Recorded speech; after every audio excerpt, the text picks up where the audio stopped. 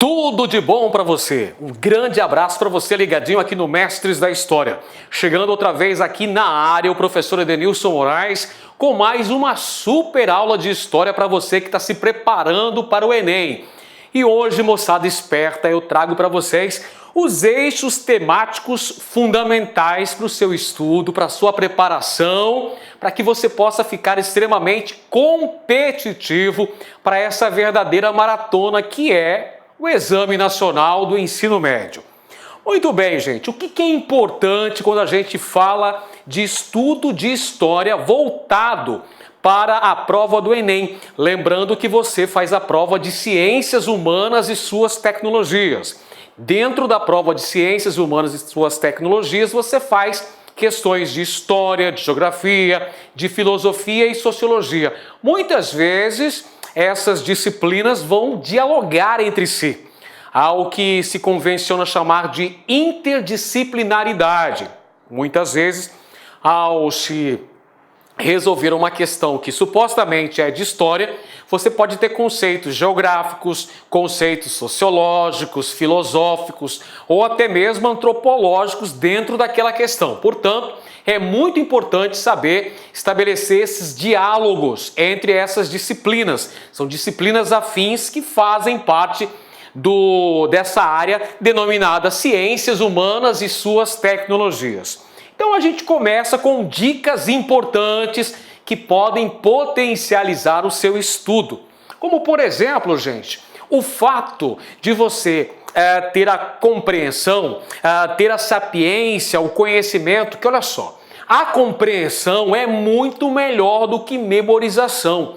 Então uma dica fundamental, um aspecto que vai diferir as provas do Enem das provas dos demais vestibulares, dos outros vestibulares tradicionais, é que na prova do Enem, especificamente, você não vai ser cobrado em questões de decoreba, de memorização, de nomes, de datas, de eventos históricos. Não é isso que o Enem, não é isso que a banca do INEP vai cobrar de você, meu amiguinho. Vai cobrar exatamente uma compreensão sobre o estudo da história. Te cobra competências e habilidades ligadas ao estudo da história. Portanto, uma dica importante é compreender a história enquanto processo. A história é um grande processo em construção. Existem várias hipóteses, existem várias leituras que são feitas de acordo, evidentemente, com conceitos ideológicos dos historiadores. Portanto, é muito melhor você compreender um determinado processo histórico do que procurar memorizar ou até mesmo decorar nomes, datas ou eventos históricos. É sempre melhor a compreensão. Outra dica fundamental para você é a sua capacidade de problematização. Olha aí um detalhe importantíssimo, pessoal. O Enem vai cobrar de você esse aspecto, o aspecto da problematização. Ou seja, será estabelecida a questão da chamada história-problema. Situações-problemas que vão ser colocados ali, evidentemente enfocando determinados eixos temáticos sobre a questão do trabalho, a questão da cidadania, questão, por exemplo, dos movimentos sociais, das mobilizações populares e por aí vai. Então é muito importante a capacidade de enxergar essa problematização que irão aparecer nas questões. Então quando você verificar lá uma citação de um trecho de uma obra histórica, ou quando aparecer um gráfico, uma tabela, quando aparecer uma foto, né, uma imagem, ou pode aparecer uma charge, uma caricatura, você precisa entender essa leitura, essa problematização que a banca irá cobrar. Então, olha só, outro aspecto ainda fundamental é a sua capacidade de articulação de contextos históricos, os diversos processos históricos ocorridos ao longo da história da humanidade. Por exemplo, os processos revolucionários, Revolução Industrial, por exemplo, as diversas revoluções industriais ao longo da história são temáticas que realmente são abordadas costumeiramente nas questões de ciências humanas e suas tecnologias no Enem. As diversas revoluções que nós tivemos, como por exemplo a Revolução Francesa, seus antecedentes como o Iluminismo ou como as revoluções inglesas lá do século XVII, tudo isso fazem parte de contextos históricos importantes que vão cobrar ali a leitura de mundo que o candidato que está resolvendo aquela prova do Enem tem. Perfeito? E temos ainda estudo de áreas temáticas e não cronológicas. Olha só um outro aspecto importantíssimo que a prova do Enem cobra de você. Você não precisa ali decorar uma sequência cronológica, idade antiga, idade média, idade moderna, idade contemporânea, Brasil colonial, Brasil imperial, Brasil republicano. Claro que se você tem a compreensão dessa sequência cronológica, dessa chamada linha do tempo, facilita o seu aprendizado histórico. Você passa a se situar melhor nas etapas históricas. Mas preste atenção, amiguinho, não é justamente isso que o Enem vai cobrar de você. Vai cobrar o estudo de áreas temáticas. Como assim áreas temáticas, professor? Por exemplo, pode cobrar a questão do trabalho. Como é que era a questão do trabalho, por exemplo, na Roma Antiga? Como é que era a questão do trabalho na Idade Média? Como era a questão do trabalho no Brasil colônia, no Brasil império, no Brasil atual? Questão da cidadania. Como era a cidadania lá em Atenas? A democracia ateniense. Como era a questão da cidadania na Idade Média ou na Idade Moderna, durante o chamado Antigo Regime? Como é a questão da cidadania no século XX? Como se tornou as características da cidadania durante o século XXI? Então veja, são eixos temáticos, eixos importantes. Como é que os direitos sociais, direitos políticos foram alcançados? Como é que surgiram esses direitos? Através das lutas. Portanto, essas áreas temáticas são muito mais importantes para você estudar. Áreas temáticas, por exemplo, questão do trabalho, questão de cidadania, a questão, por exemplo, que a gente pode estudar também dentro desse contexto aqui de áreas temáticas, a questão de direitos políticos. Como é que isso foi alcançado ao longo do tempo?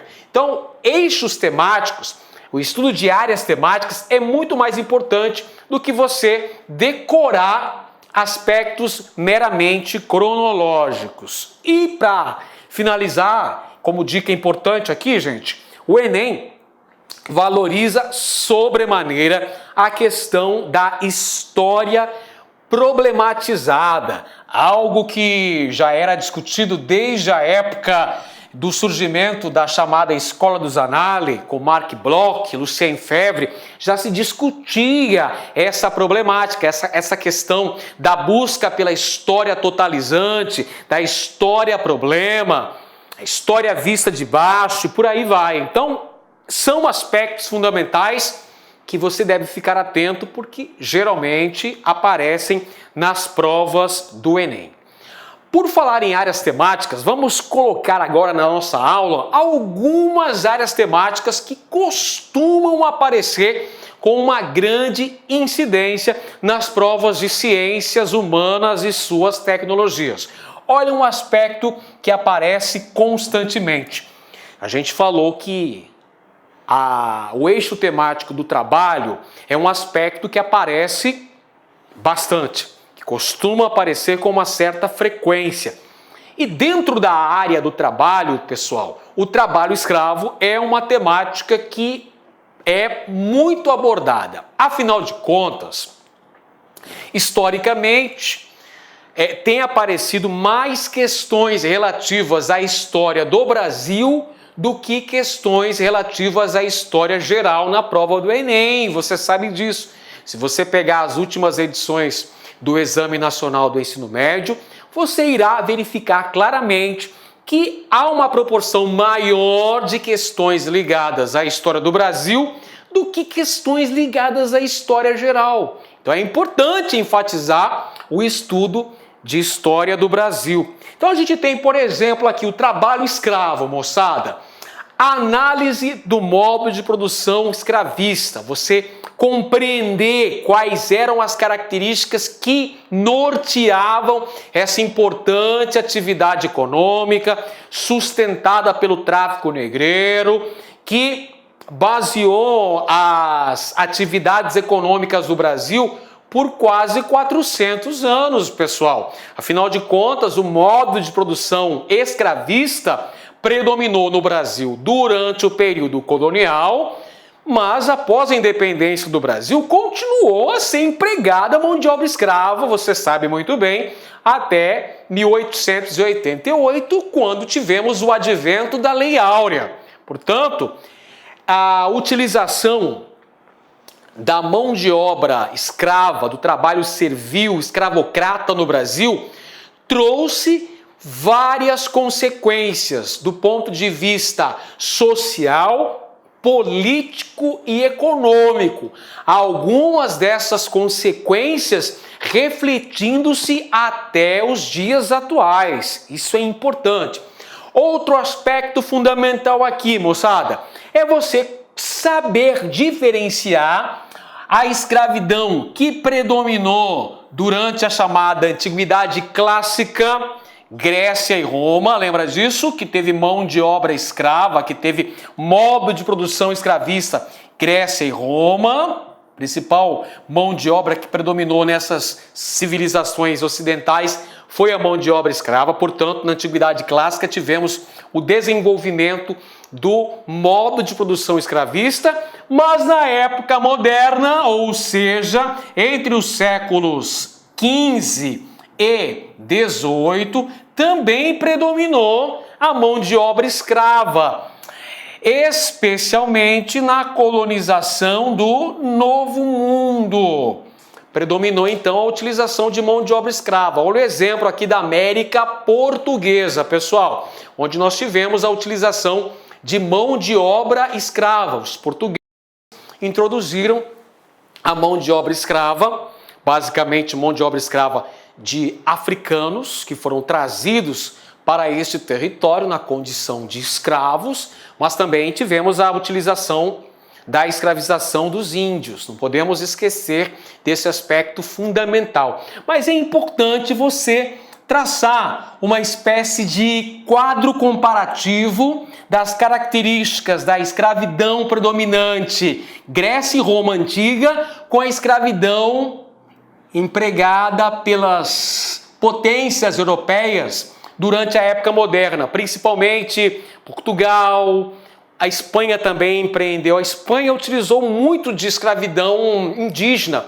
Não era bem escravidão indígena, uma escravidão, vamos dizer assim, disfarçada.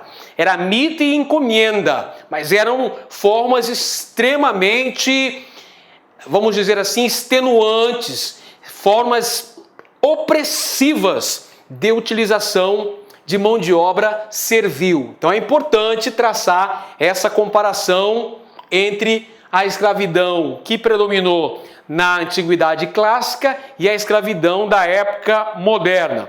Outro aspecto ainda, gente, compreender as características principais da escravidão colonial e da escravidão que predominou durante o chamado Brasil Império.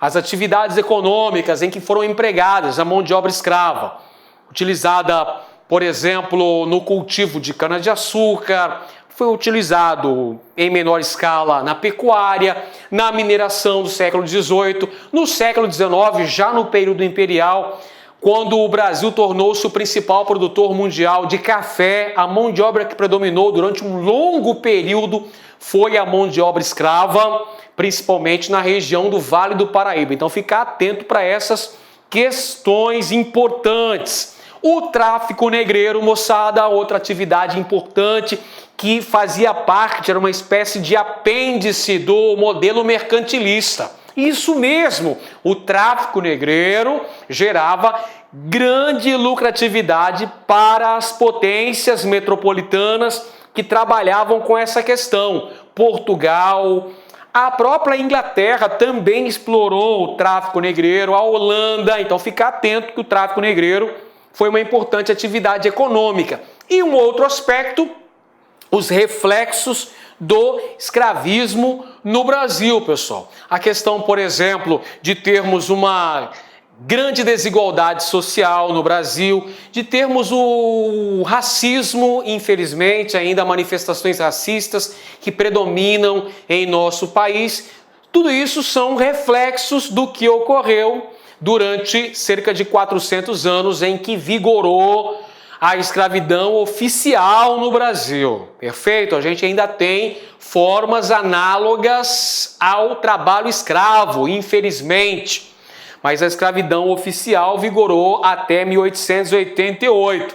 Lembrando também dos aspectos relativos à valorização da cultura afro-brasileira, pessoal. Uma séria contribuição. É claro que essa vinda de cerca de 5 milhões de africanos para o Brasil na condição de escravizados acabou interferindo na própria formação social do povo brasileiro, bem como na constituição da própria cultura do nosso país. Temos muitos elementos culturais que sofreram influências, que têm suas raízes históricas na mamãe África. Beleza? Muito bem, vamos para o próximo eixo temático, quando a gente fala da questão indígena. Olha só, outro aspecto que costuma aparecer bastante nas provas do Enem. Então você tem que ficar ligado, ficar atento, conferir essas questões importantes. O que já caiu nas provas anteriores do Enem? Enfocando especificamente a questão indígena, meu caro professor Edenilson. Pessoal, já caiu diversos aspectos. Vários temas, várias temáticas já apareceram nas provas do Enem. E é de regra, é de praxe aparecer questões relativas a essa temática. Afinal de contas, os índios também é uma importante matriz contribuinte para a formação social e cultural brasileira. Então pode aparecer aí a questão dos primeiros contatos, a chegada dos colonizadores ao Novo Mundo, a partir da chegada de Pedro Álvares Cabral, em 1500, os primeiros contatos que foram estabelecidos com os índios do litoral do novo território da América Portuguesa, não é isso? O próprio período pré-colonial, quando se teve uma valorização da exploração do pau-brasil. Depois, o início da colonização, a própria catequese, a própria vinda dos padres da Companhia de Jesus, os padres jesuítas, com a função de catequizar os índios. Não pode esquecer também da escravidão, que foi a grande opressão contra os povos indígenas, a violência, a tomada de suas terras, a expulsão desses índios, a escravização dos mesmos, até mesmo, podemos dizer, o extermínio, porque ocorreram também diversos conflitos envolvendo os povos indígenas e os colonizadores europeus. Algumas guerras emblemáticas, como a Guerra dos Bárbaros, acontecida lá na região Nordeste, no contexto histórico da expansão da pecuária naquela região, e a Guerra Guaranítica, que ocorreu lá em Sete Povos das Missões, meados do século XVIII, quando da assinatura do Tratado de Madrid entre Portugal e Espanha. Isso só para você perceber alguns exemplos de relações conflituosas envolvendo os povos indígenas contra os colonizadores europeus.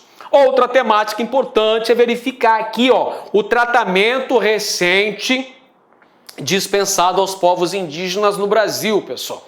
Verificar aqui que até os dias atuais ainda ocorrem diversos conflitos envolvendo aí proprietários de terras contra povos indígenas. Diversas regiões do Brasil, na região norte do Brasil, por exemplo, não é? onde a gente teve lá o conflito na Serra Raposa do Sol, lá em Roraima, com os Yanomami e os plantadores de arroz, os grandes latifundiários da região. No Mato Grosso do Sul, com os índios Guarani e Kaiowá, não é? Uma série de conflitos que até hoje ocorrem. Perfeito? Valorizar também os aspectos culturais, diversos aspectos da cultura indígena que influenciaram na formação da cultura brasileira, pessoal. Outra temática importante, avançando na nossa aula, a gente chega nesta figurinha aqui que é arroz de festa, né, gente? Esse aqui que é um dos que mais aparecem nas provas do Enem, que é justamente o nosso amiguinho Getúlio Vargas. A era Vargas é importante para você revisar as suas questões econômicas, questões sociais, questões de cunho político e as questões de cunho cultural. Afinal de contas, a Era Vargas, vamos lembrar a Era Vargas aí, moçada, 1930 até 1945, o período que denominou a chamada Era Vargas. 3 períodos, 3 fases, que são governo provisório, depois veio o governo constitucional e, por último, você sabe muito bem, veio o Estado Novo. Então, perceber as transformações econômicas e sociais que aconteceram nesse período. Um grande incentivo aí para o processo de industrialização do Brasil foi uma das características do governo Vargas, o grande intervencionismo estatal na economia. Lembra lá que durante o Estado Novo foram criadas algumas companhias estatais importantes, como a CSN e a Companhia Vale do Rio Doce. Fica ligado na parada aí. Movimento de 1932. Revolução Constitucionalista de 1932, uma manifestação organizada pela oligarquia paulista, pelo estado de São Paulo, contra Getúlio Vargas. Importante esse movimento, já caiu também. Como também já apareceu uma questão do Enem, abordando a conquista do voto feminino. 1932, a reforma do Código Eleitoral Brasileiro, com o estabelecimento do voto secreto e com a garantia do direito ao voto. Para quem? Para quem? Para as mulheres. Estado Novo, o período da ditadura Vargas, outra temática muito importante, você tem que ficar atento. O Estado Novo, 1937 a 1945. Foi o período histórico da ditadura de Vargas, da censura, da repressão contra os opositores do regime, da Constituição Polaca de 1937, da industrialização, da participação do Brasil na Segunda Guerra Mundial. Olha lá, industrialização também a gente já falou, né? CSN, Companhia Siderúrgica Nacional, Volta Redonda, Companhia Vale do Rio Doce, Minas Gerais. 2 importantes estatais criadas pelo bom velhinho aqui, o nosso amiguinho Getúlio Dornelles Vargas. E ainda tem populismo, gente. Afinal de contas, Vargas é um dos principais representantes, talvez o maior representante do populismo no Brasil, essa política de aproximação com as massas trabalhadoras urbanas. Não se esqueça. Afinal de contas, quando Vargas estabeleceu ali a CLT, a consolidação das leis do trabalho, que foi em 1943, esses direitos trabalhistas que foram reunidos, sintetizados dentro da CLT, atendiam apenas aos trabalhadores urbanos, aos operários. Então essa política de aproximação das massas trabalhadoras urbanas é chamada de populismo. Não é à toa que Vargas acabou ficando conhecido como pai dos pobres, pessoal. Outra temática importante, a participação do Brasil dentro da Segunda Guerra Mundial. O Brasil que foi para a guerra junto aos aliados, apoiando os aliados. Quem eram os aliados? Inglaterra, França, Estados Unidos e União Soviética. O Brasil vai dar suporte aos Estados Unidos, emprestando o litoral para o estabelecimento de uma base norte-americana em Natal, no Rio Grande do Norte. E o Brasil vai também enviar 25 mil soldados da Força Expedicionária Brasileira, a famosa FEB, minha gente. A cobra vai fumar. O Brasil participou da Segunda Guerra Mundial enviando soldados da FEB e da FAB também, a Força Aérea Brasileira. Aliás, a participação do Brasil na Segunda Guerra Mundial foi fundamental para o fim da ditadura do Estado Novo e para a queda de Getúlio Vargas em outubro de 1945. Fica esperto, meu filho. Vamos em frente, mais temática chegando aqui, pessoal. Já apareceu na sua tela o Império Brasileiro. É outra temática que aparece bastante nas provas do Enem. Então a gente tem que ficar ligadinho nesse lance aí. Lembrando que o período imperial brasileiro vai de 1822 até 1889 e está dividido em 3 fases, não é isso? Primeira fase, conhecida como Primeiro Reinado, governo de Dom Pedro I, de 1822 a 1831. Segunda fase é chamada de período regencial, as famosas regências, moçada, durante a minoridade de Dom Pedro II, que governou o Brasil durante o Segundo Reinado, 1840 até 1889.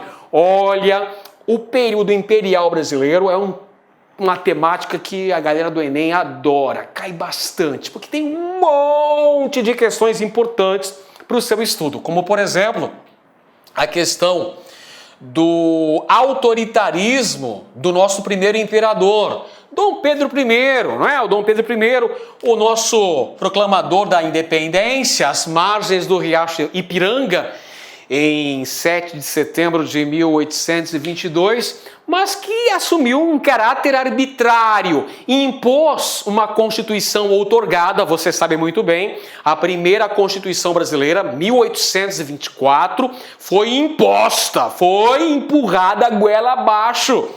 Tinha 4 poderes: executivo, legislativo, judiciário e não se esqueça do poder moderador.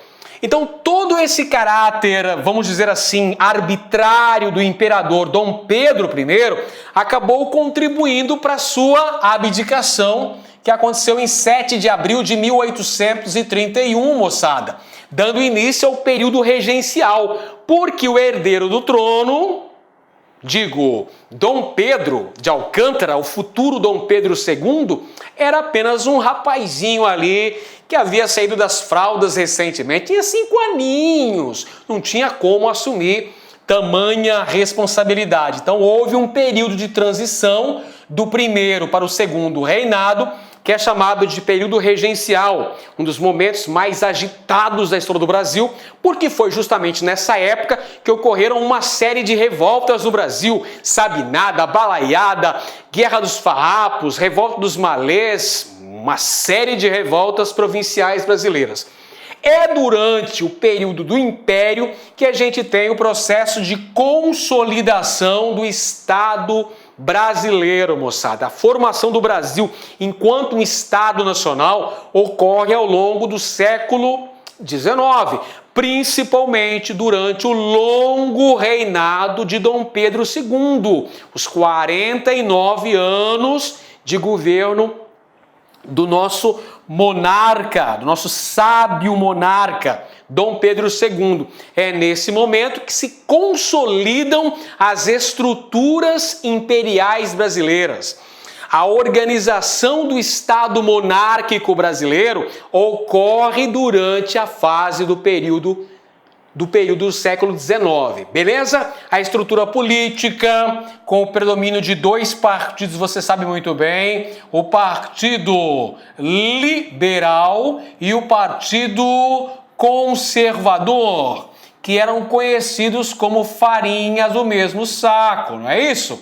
Beleza, os 2 grupos políticos que vão praticamente se revezar no controle hegemônico da política nacional são os Luzias, o Partido Liberal, e os Saquaremas, o Partido Conservador. Outro aspecto importante estudar sobre o chamado parlamentarismo às avessas, moçadinha, que é o parlamentarismo que predominou no Brasil durante esse período, a partir de 1847. Esse parlamentarismo era diferente do tradicional parlamentarismo britânico, porque lá é o parlamento, é o partido que tem a maioria no parlamento que indica o primeiro-ministro.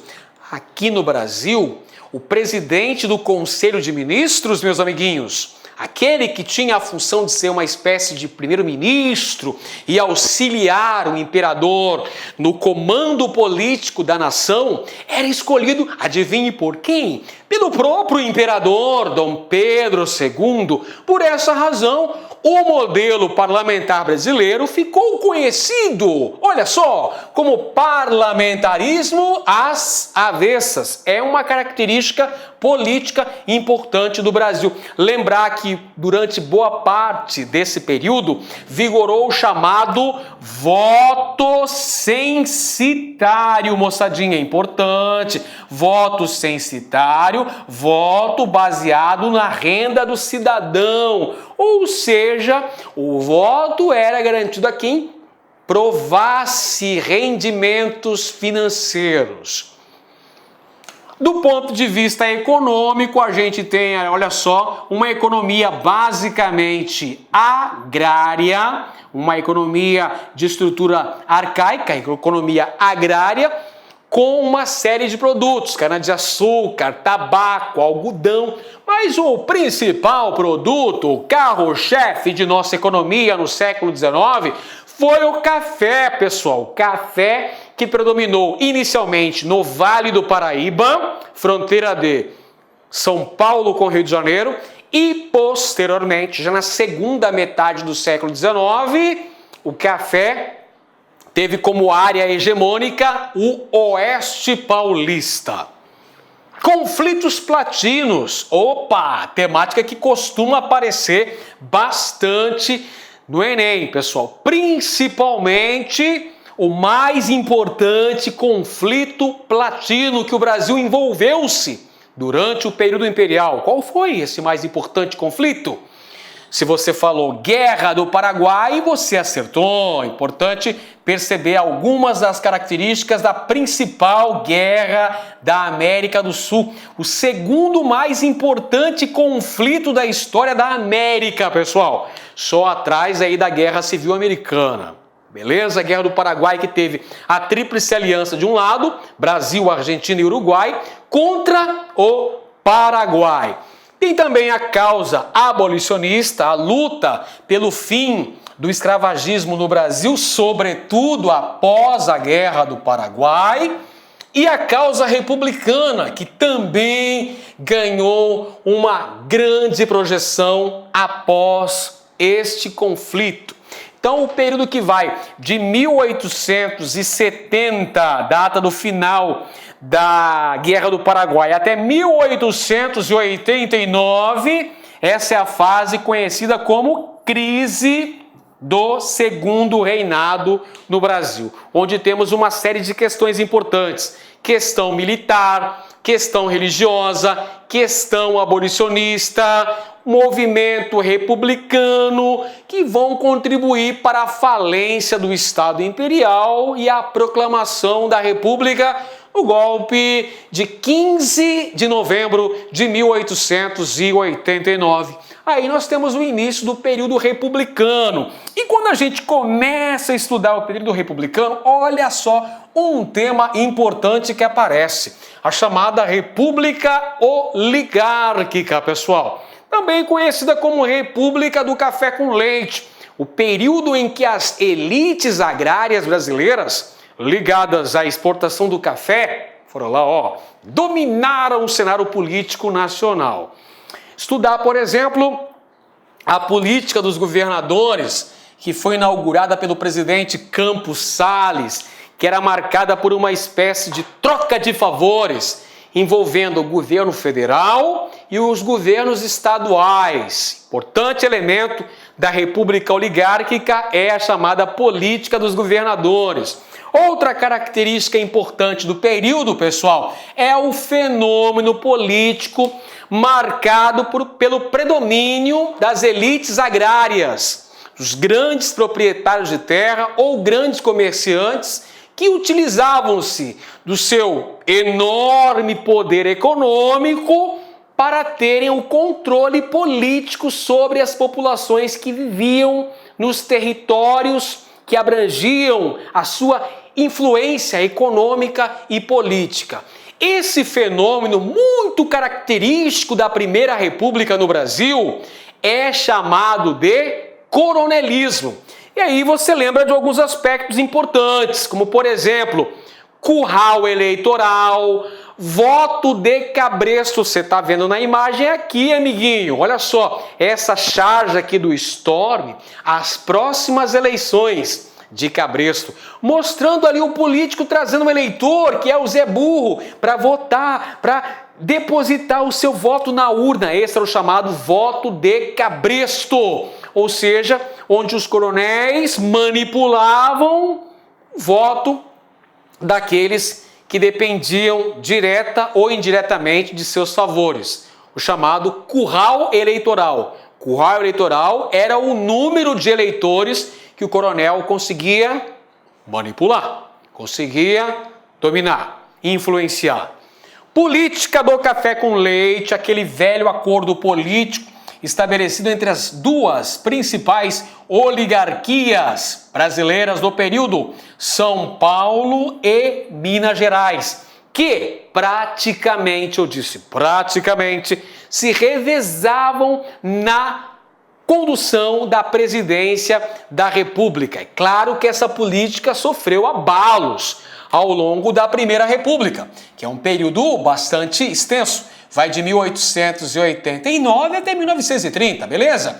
Nessa fase aí, gente, quando começa o controle dos civis sobre a política nacional, com a eleição do primeiro presidente civil, que foi em 1894, o presidente Prudente de Moraes, representante dos cafeicultores paulistas, nós vamos ter essa espécie de alternância política, essa espécie de revezamento, São Paulo e Minas. Porém, atentos para o fato que essa política sofreu abalos. Alguns momentos ocorreram desentendimentos entre São Paulo e Minas. Porém, essa aliança política, esse casamento político só foi desfeito nas eleições de 1930. Beleza? Olha só, outra temática importante para estudar são os movimentos sociais. Movimentos sociais tem um monte durante a chamada Primeira República. Você pode citar, por exemplo, os movimentos messiânicos, como Canudos e Contestado. Canudos, que aconteceu no sertão da Bahia, lá em 1897. Contestado, que aconteceu na fronteira do Paraná com Santa Catarina, lá no início do século XX, lá 1914, 1918, conflito terrível, com uma grande repressão das forças oficiais contra aqueles camponeses. São dois movimentos campesinos, são dois movimentos aí de sertanejos. Um no norte do Brasil, na Bahia, sob a liderança de Antônio Conselheiro, você sabe muito bem, e o outro no sul do Brasil, também teve uma liderança messiânica. São movimentos messiânicos, sob a liderança dos monges, primeiro o monge João Maria, depois o monge José Maria. O cangaço, que foi importante também, uma atividade do chamado banditismo social, que tem como principal representante Virgulino Ferreira da Silva, conhecido Lampião, o bando de Lampião e Maria Bonita, Corisco, Dadá e Companhia Limitada, que faziam uma série de atividades paramilitares, promovendo roubos, saques e outras atrocidades que eram reflexo da própria condição social e econômica do sertão nordestino, afligido pela seca, pela exploração dos coronéis, minha gente. Então, tudo isso acabou contribuindo, ou pelo menos influenciando para o surgimento dessa atividade marginal, denominada cangaço, a figura dos cangaceiros. Mas a gente também teve movimentos urbanos. Sim, na capital federal, que na época era o Rio de Janeiro, ocorreram importantes manifestações políticas, manifestações sociais, como, por exemplo, a revolta da vacina de 1904 no Rio de Janeiro e a revolta da Chibata de 1910, sob a liderança do marinheiro negro João Cândido. Ambos movimentos violentamente reprimidos pelo governo oficial. Mais uma temática importante quando a gente fala de história geral, moçada. Também cai, claro, que aparecem questões relacionadas com a nossa gloriosa história geral. Então a gente tem que estudar, por exemplo, aspectos relacionados à ordem econômica, principalmente no que tange às etapas ou os estágios do capitalismo, pessoal. Primeiro estágio, a Revolução Industrial do século XVIII na Inglaterra. Segundo estágio, Segunda Revolução Industrial, século XIX na Europa, Japão e Estados Unidos. Terceira Revolução Industrial, já no século XX, né? Quando nós temos um processo de expansão da atividade capitalista. E lembrar também o estágio atual do capitalismo com a chamada globalização. Beleza? Então a gente tem que estudar esses aspectos, essas fases que marcam o capitalismo. E ao longo do ano você vai acompanhar aqui no nosso canal, Mestres da História, uma série de aulas enfocando especificamente cada um desses temas. Então, olha só, se inscreva no nosso canal que você vai ficar atualizado com todas essas temáticas que vão potencializar o seu estudo, a sua preparação para o Enem, para você ficar super competitivo. Olha só, temos também ideais sociais e políticos que surgiram durante o século XIX. Aí você pode citar, por exemplo, o socialismo utópico, o socialismo científico, o anarquismo. São ideais ali que vão combater o capitalismo. Essas ideias políticas do liberalismo econômico, por exemplo, pessoal, que surgem, ganham força no século XIX. O próprio imperialismo europeu, no século XIX, a busca por colônias fornecedoras de matérias-primas, de produtos, matérias-primas, também de mercado consumidor e mão de obra barata, o chamado neocolonialismo. Importante esse aspecto, hein, pessoal? A conquista, a partilha da África, a exploração econômica da Ásia. Então, África e Ásia foram exploradas pelas potências imperialistas, as nações industrializadas da Europa. Lembrar também que o Japão também explorou economicamente algumas regiões da Ásia, como, por exemplo, parte da China e a Península da Coreia. Lembrar também que o imperialismo está diretamente relacionado com dois importantes conflitos do século XX. Quais são esses conflitos aí, professor? A Primeira Guerra Mundial, que ocorreu entre 1914 e 1918, e também a Segunda Guerra Mundial, moçadinha, que aconteceu entre 1939 e 1945. Olha, o imperialismo, as raízes históricas das duas grandes guerras mundiais estão nas disputas imperialistas, no processo de neocolonialismo do século XIX e XX. Depois da Segunda Guerra Mundial, a gente tem o processo conhecido como descolonização afroasiática. Olha aí, temas que são importantes. Já caiu, por exemplo, o processo de independência política da Índia, com a atuação do grande Mahatma Gandhi, o apóstolo da não violência, que pregava a desobediência civil. Já caiu também o processo de independência da África portuguesa, pessoal, de Moçambique, por exemplo, com a atuação lá do Agostinho Neto. Ficar ligado nessa temática aí da descolonização afroasiática que ocorre pós Segunda Guerra Mundial, no início de um período denominado de Guerra Fria, período de bipolarização mundial entre as duas superpotências que emergiram ao final da Segunda Guerra. Essas duas superpotências são os Estados Unidos, líder do bloco capitalista, e a União Soviética, comandante do bloco socialista. Fica ligado nessa parada, hein? Além dos movimentos sociais, gente, o Enem também gosta de abordar a temática, o assunto da mobilização de grupos sociais ao longo da história. Lembrar, por exemplo, das lutas operárias, das lutas estudantis ao longo dos tempos, da luta pela conquista dos direitos civis dos negros.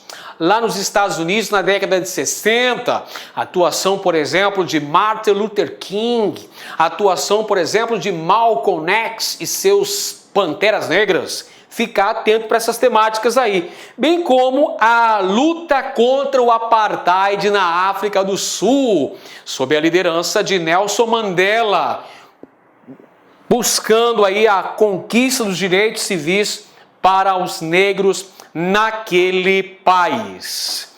Além disso, meus bons, é muito importante que você saiba fazer interpretações, porque o Enem você sabe, né?